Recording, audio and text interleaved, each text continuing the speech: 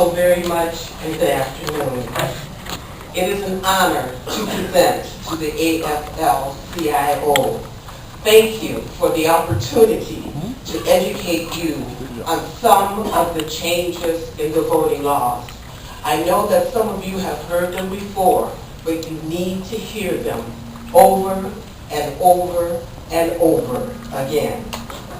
Two of the worst changes in the voting laws are registering to vote and photo ID. To vote in Wisconsin, voters will need to bring one form of acceptable ID to their polling site. That can be your driver's license, your state ID, a passport, a military ID if you are active in the military, and a veteran's card. That was something that we fought for. These photo IDs are acceptable for voting purposes, but must be unexpired. A certificate of naturalization that was issued no earlier than 2 years before the date of the election, which would be November 2014. A driving receipt. There was a time we could go to the DMV, renew our driver's license, get the license, and go home. Our governor thinks we have too many jobs in Wisconsin, and now this process is sent to California. So instead of getting your driver's license, you get a receipt. On that receipt is your picture and your pertinent information. That information, that receipt is good for 45 days. If the election falls within the 45 days, that is a valid ID and can be used at the polls.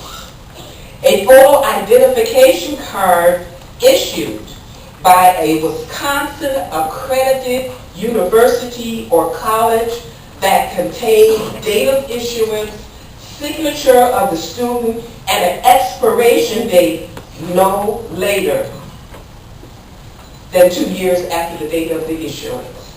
Note, the university or college ID must accompany by a separate document proof that they are students at that school.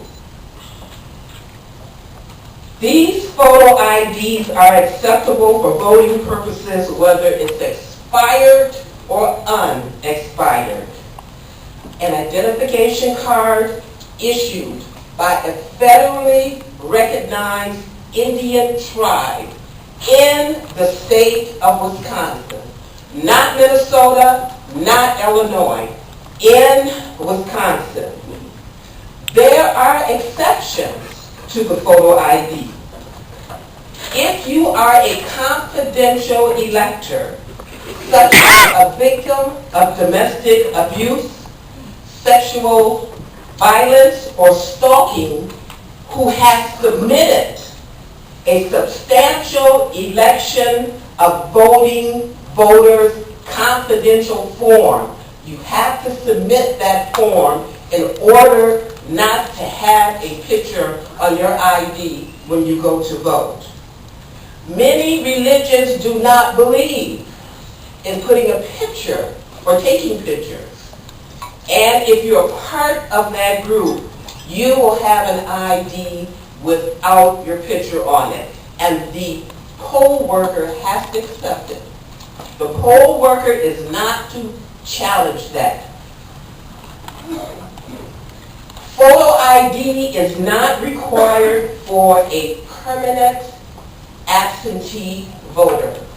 There are 3 types of absentee voters. The first voter is in-person absentee voting. We all know that as early voting. You must show an ID if you early vote.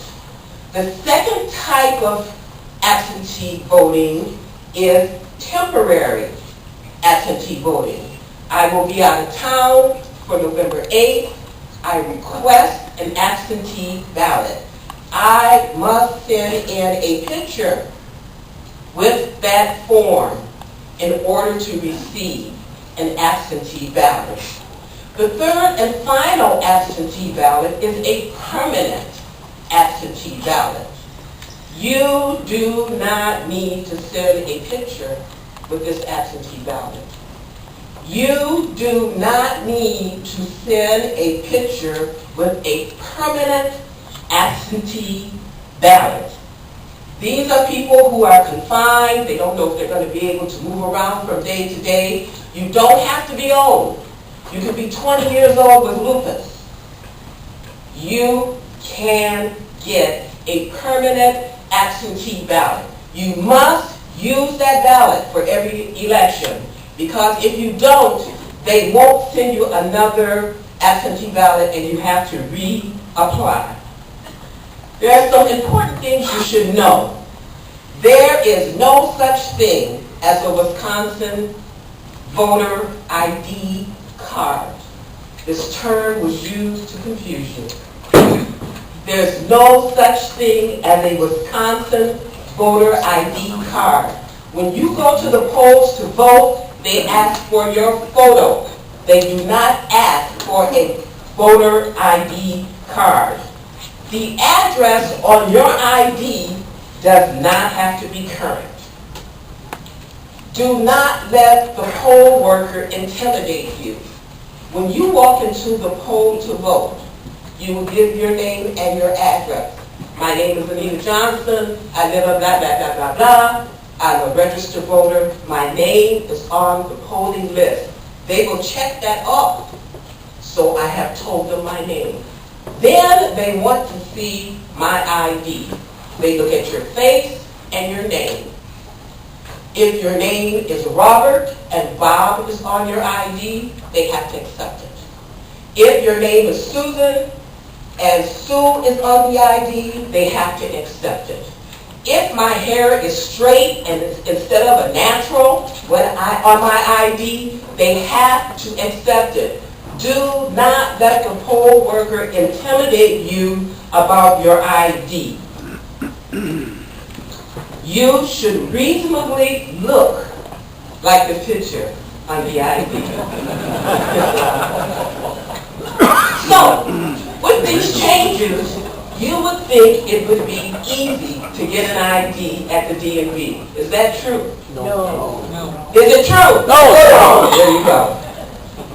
To get a free ID, you need to take a few documents with you to the DMV. A birth certificate, original. Your social security card, original.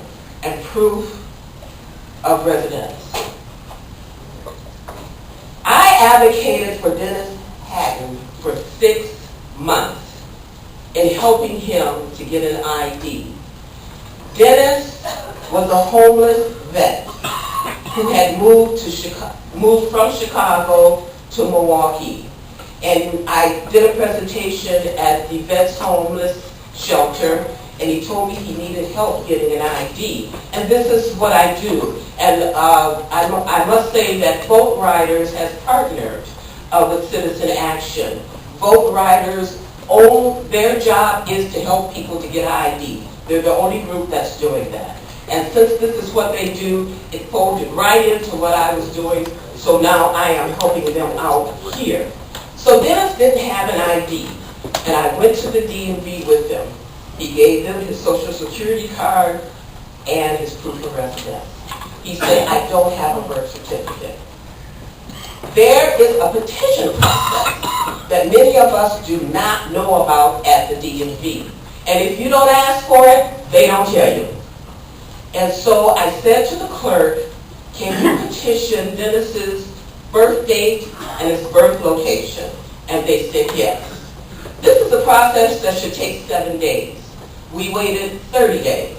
I called the clerk at the DMV, and they said, the information that you have given us, we cannot match it up with Dennis. I said, what must we do? This man needs to vote. And so then they said, well, he's going to have to recreate his childhood. The hospital he was born in, the time of day he was born, what elementary schools he went to, his sisters and brothers, how old was he when he moved from wherever he was born to Chicago. Dennis had an amazing memory. And I gave all of that to the clerk at the DMV in Madison, because we're in Madison now, we're not in Milwaukee anymore. And so then we waited another 3 weeks, and I called the clerk and said, "What's up?"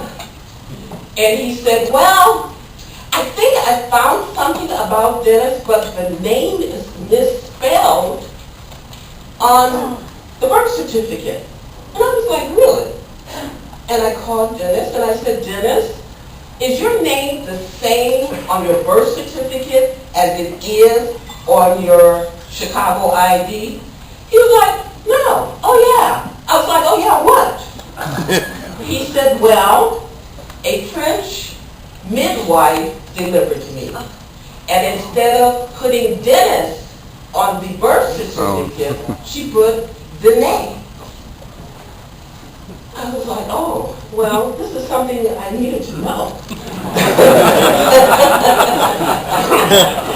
And so I called the clerk back and I said, "Okay, this is what happened. Again, what can we do?"